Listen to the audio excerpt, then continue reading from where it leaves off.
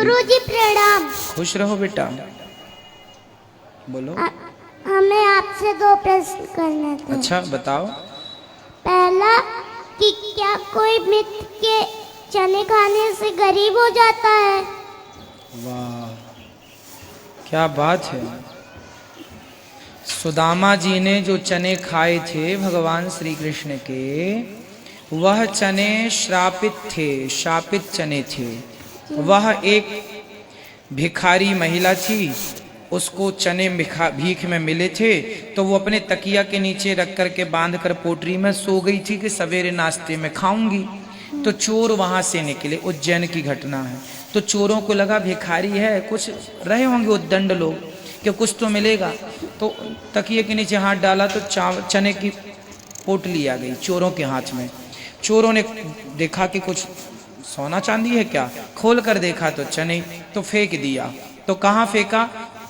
जहाँ सांदीपनी जी का आश्रम था वहां वो पोटली चोरों ने फेंक दी। सवेरे बूढ़ी अम्मा जागी तो बूढ़ी अम्मा ने कहा मैंने चने तो यहीं रखे थे, कहाँ चले गए? तो उसने कह दिया लगता है चोर चुरा गए, चुरा के ले गए। जो मेरे चने खाएगा सदा के लिए मेरी तरह दरिद्र गरीब हो जाएगा।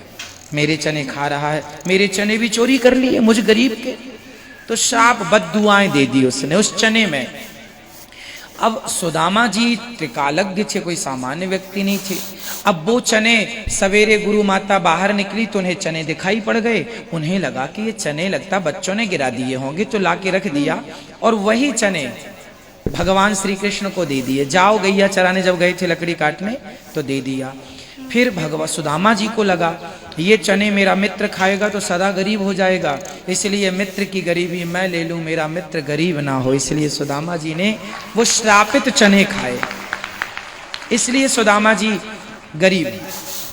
दूसरा गुरुजी जी, हमने कई जगह सुना है श्रीमद् भागवत में राधिका जी का नाम नहीं आया, क्यों नहीं आया?